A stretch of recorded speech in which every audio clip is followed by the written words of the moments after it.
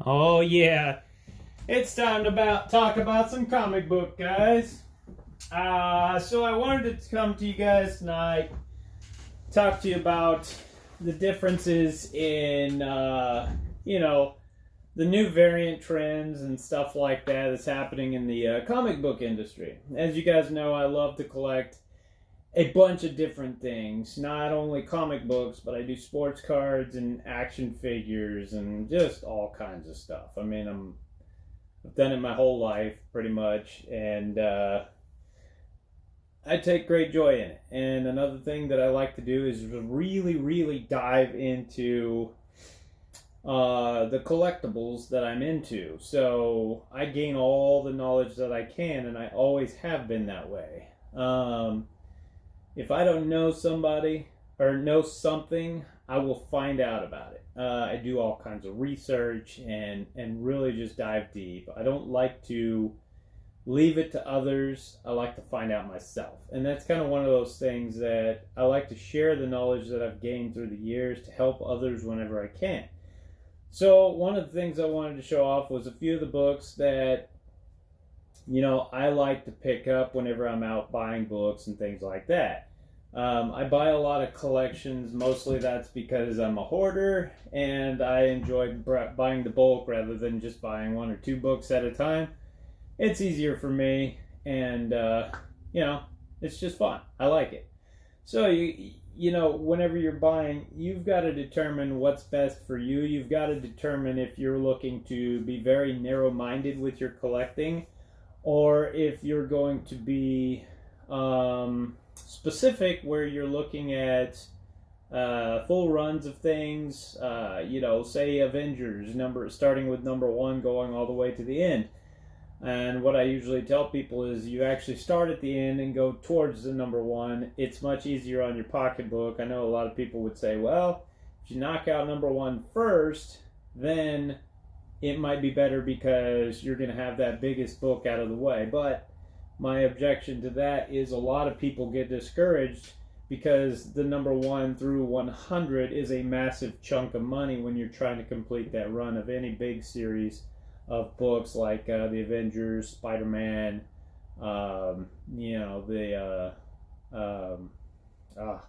different ones like that. Even say like Iron Man or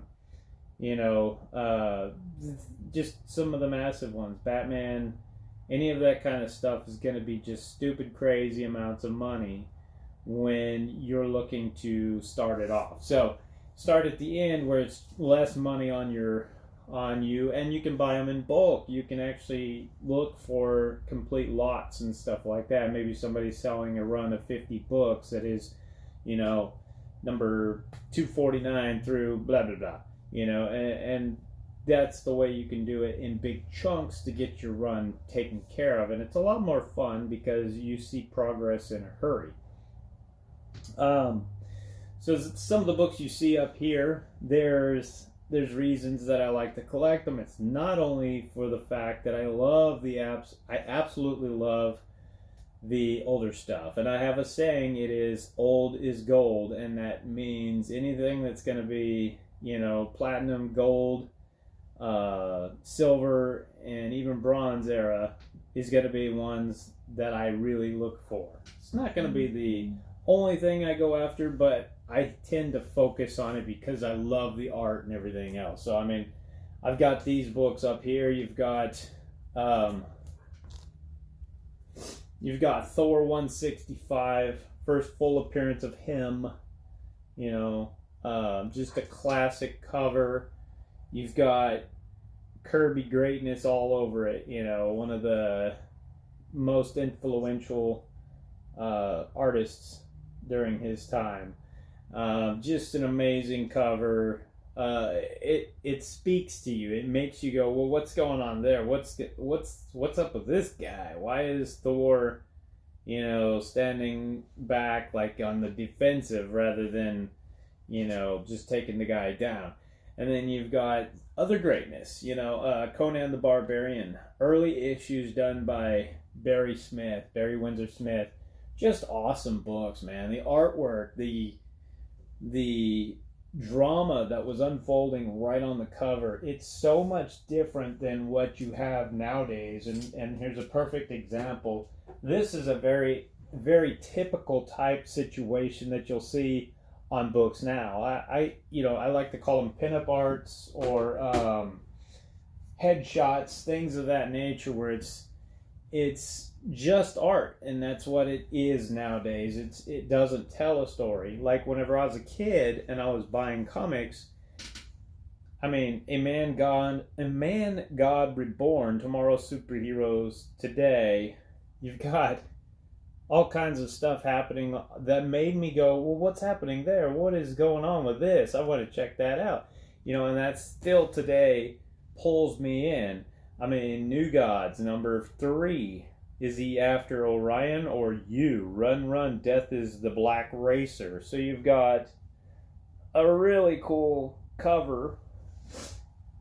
Dude in the car trying to get away, and here he comes on the, he's like on some skis, skiing through the sky, and you're just like, I don't even know what's going on here, but it looks awesome. And that's the kind of thing that used to really pull us in, and for some reason, we have gone away from that. And it doesn't make any sense, because I know that's what kept the hobby going for so very long. And now it's all about the art. Whoever can produce the most variant covers and, get those out there is the winner, sort of speak, Another great cover, Strange Tales 171, Brother Voodoo. But look at that artwork, man. Look at the craziness unfolding on the cover. And it's not to say that they don't try to do it in the modern era, but it doesn't happen as often. Like a lot of these have, there's another 165 right there. A lot of these they just are so crazy. I mean, To the Death, Tales to Astonish, number 80. You've got the submariner just down on the ground about to be taken out by something that you can't tell what it is, but you want to know. You're like, oh man, I just got to figure this out. Uncanny X-Force number 4 is a pretty crazy cover in its own right, because you see all these guys and there's this kid just sitting there and it looks like they're about to take him out. Well, that makes you kind of go, I want to check that out. I want to see what happens. And this happens to be actually a pretty desirable book in its own right, because it's a first appearance of Kid Apocalypse. And I believe the death of Kid Apocalypse or whatever. But there's a lot of greatness there for you to enjoy. Here's another one. I mean, just kind of, I don't know. This one is somewhat okay, because you got a bunch of the characters trying to just pop off the page, but it doesn't really tell a story. You just got them lined up and they're there. I mean, it is a first key issue in the run. Everything else, first appearance of Kate Bishop, Hawkeye replacement later on, whatever.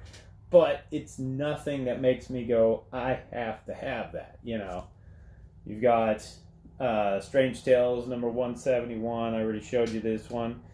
The Man Who Lived Twice battles the unliving legions of Baron Samedi.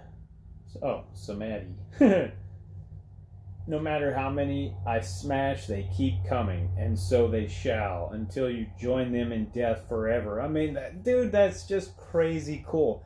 That made us, back in the day, pick up this book, even right at the comic shops, and start reading it.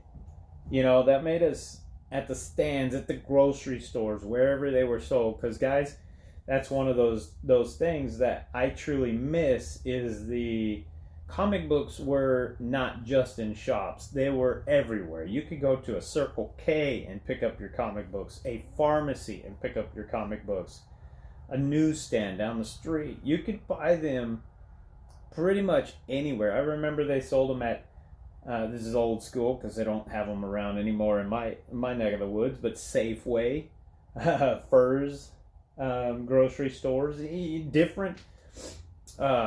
different places that they actually had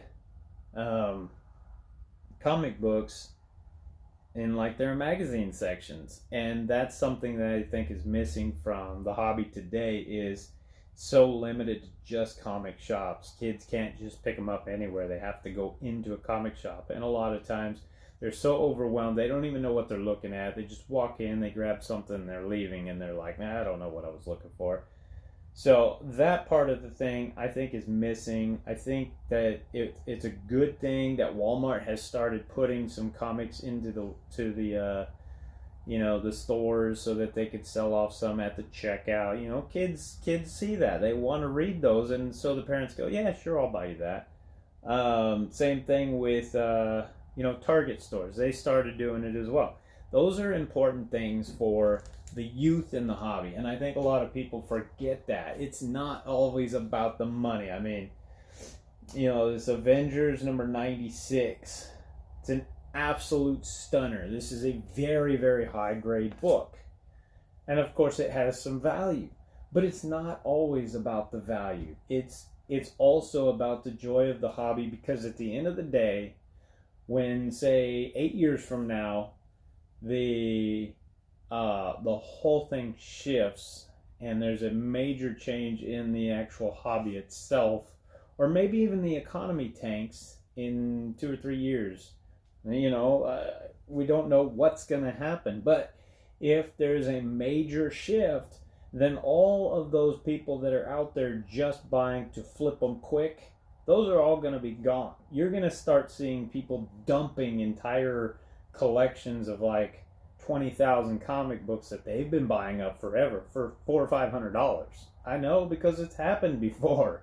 I mean, I was buying up storage shed units with long boxes for nothing because people were bailing on the hobby. Remember, about 2012, there was just a huge drop in the hobby.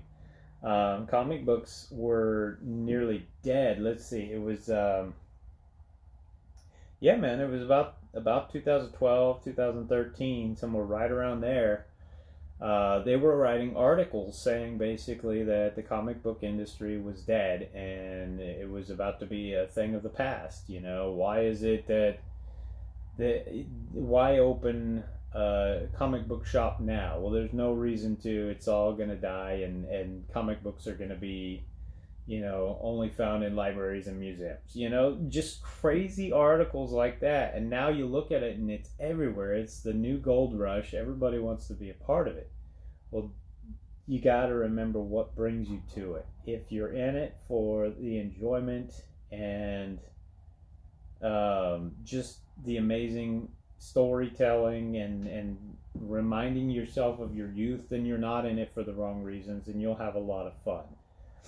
Because it's going to change eventually. It always does. There's bubbles on everything. It may not be as quick as some people have predicted, but there's always a shift. So look at what you're buying. Make sure you're buying what makes you happy, and then you won't have any kind of problems moving forward.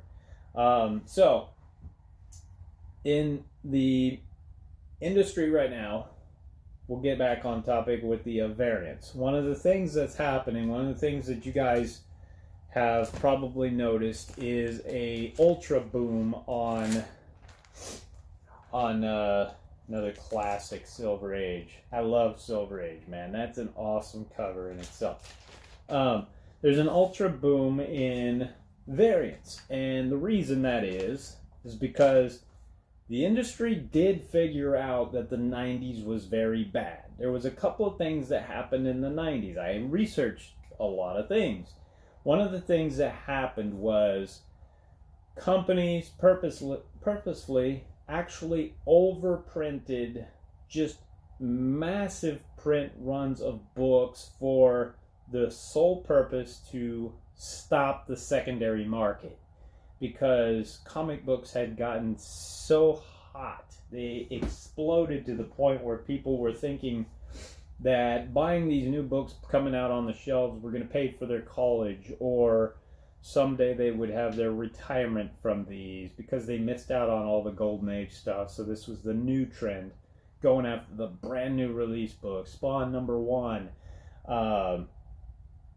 all the different issues that were coming out at the time that were gimmicky and everything else. They pumped them out in massive, massive supply so that they could cut out that middleman. They didn't want a secondary market to be dominating anything. They didn't want people going out spending $50 on an issue they could pick up at the stands for $3 or whatever. So the big company said, we'll just overproduce. So they did. And it crushed the industry, and it just is really what helped just decimate the hobby for a while there, to where it just dropped off to next to nothing and almost died.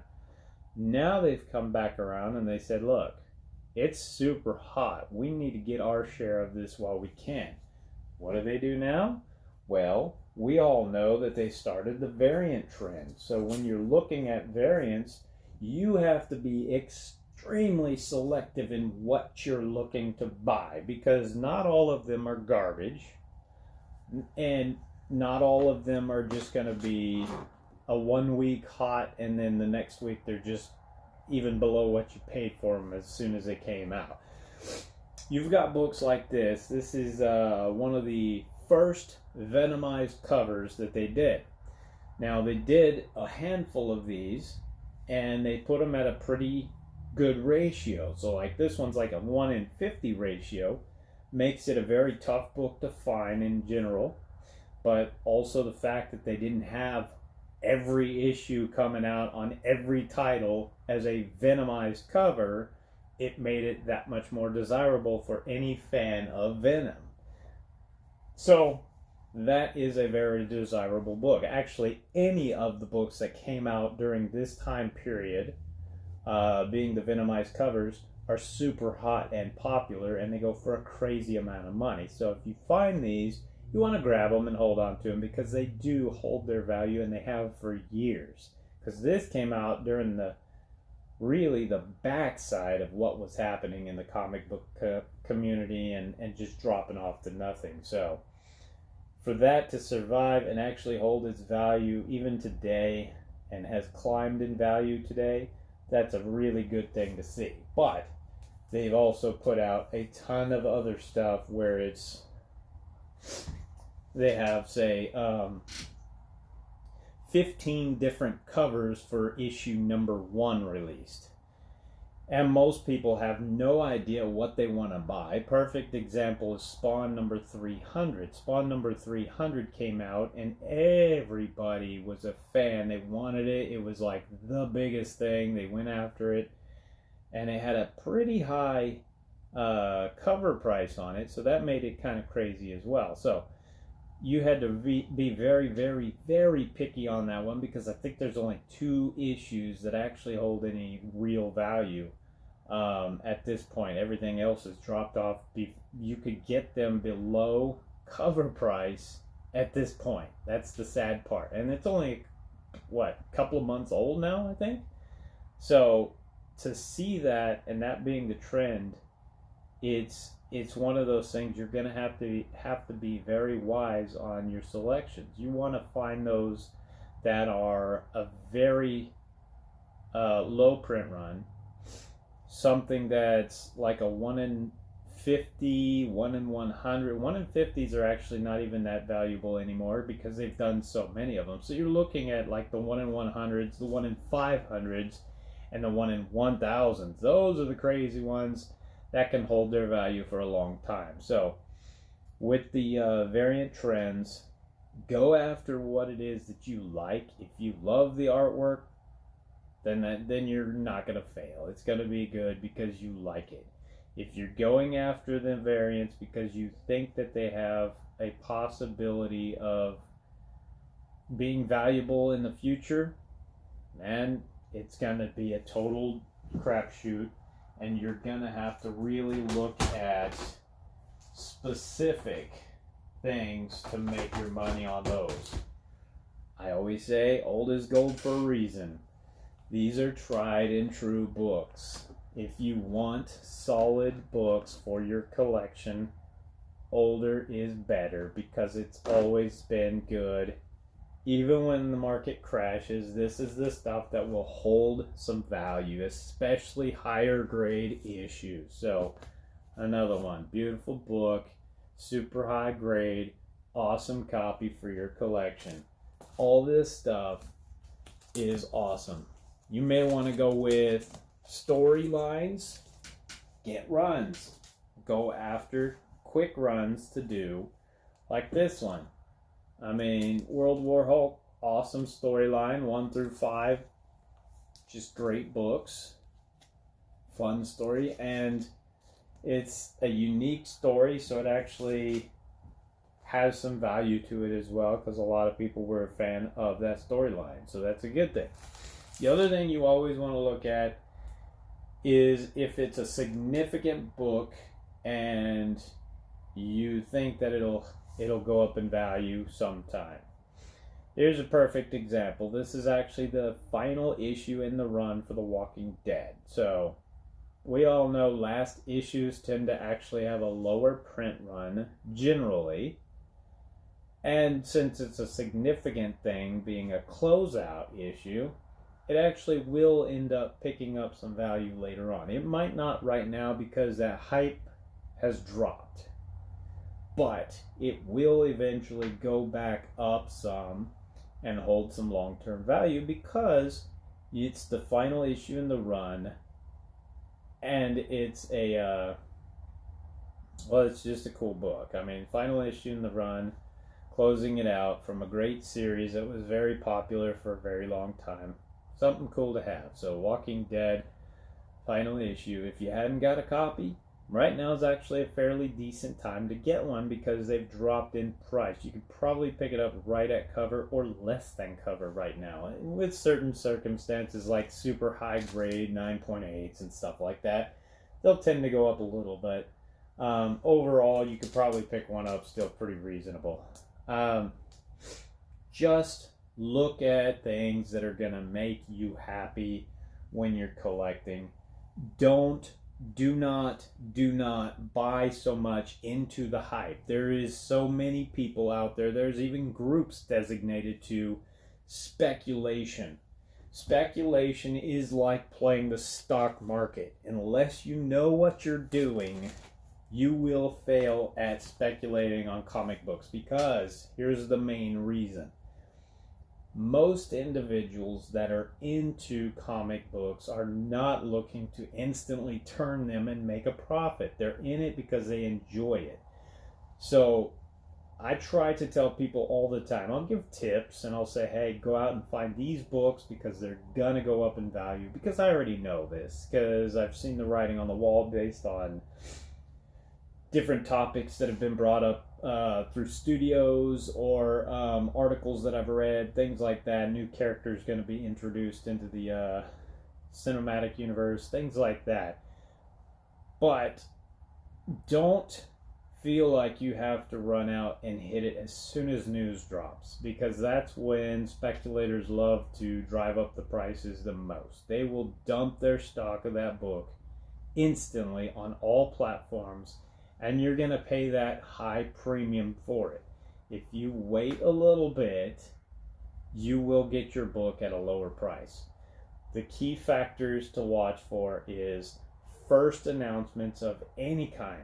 That will instantly spike a book up.